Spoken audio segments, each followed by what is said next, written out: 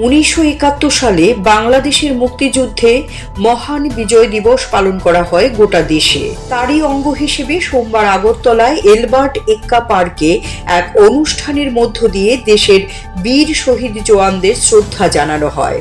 তাতে উপস্থিত ছিলেন রাজ্যপাল ইন্দ্রসেনা রেড্ডি নাল্লু ও নগর উন্নয়ন মন্ত্রী শান্তনা চাকমা।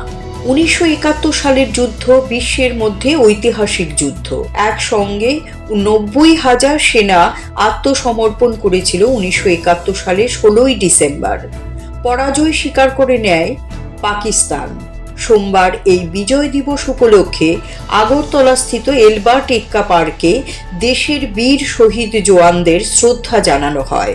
সেখানে উপস্থিত থেকে এই কথাগুলো বলেন রাজ্যপাল ইন্দ্রসেনা রেড্ডি নাল্লু।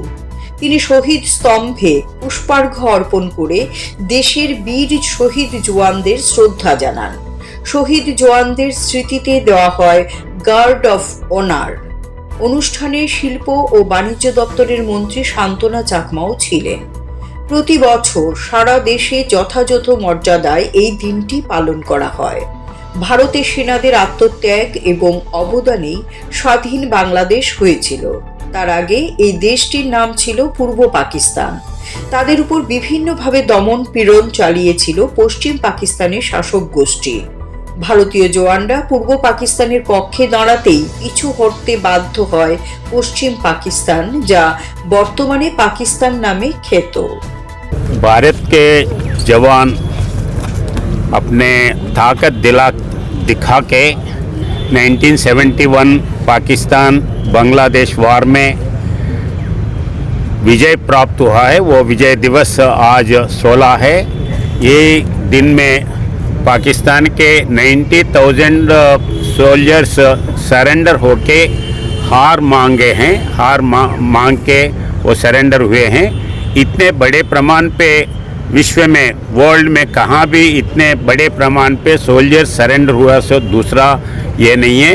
वैसा क्रेडिट अपने वीर जवानों को जाता है जो उस युद्ध में प्राण त्याग दिए हैं। उन सब लोगों के लिए मैं आभार प्रकट करता हूँ। उनके फैमिलीज़ को भगवान अच्छा शक्ति दे और मन दे, यही प्रार्थना कर। এদিকে আগরতলাস্থিত বাংলাদেশের সরকারি হাই কমিশনের কার্যালয়ে সংক্ষিপ্ত আকারে বিজয় দিবস পালন করা হয়েছে। বাংলাদেশের জাতীয় পতাকা উত্তোলন করা হয় এবং শহীদদের প্রতি শ্রদ্ধাও জানানো হয়। উপস্থিত ছিলেন প্রথম সচিব মোহাম্মদ আল আমিন সহ অন্যান্য কর্মী ও আধিকারিকেরা। আজকে বাংলাদেশ সরকারি হাইকমিশন আগরতলা কর্তৃক আমরা আমাদের বাংলাদেশের মহান বিজয় দিবস উদযাপন করছি।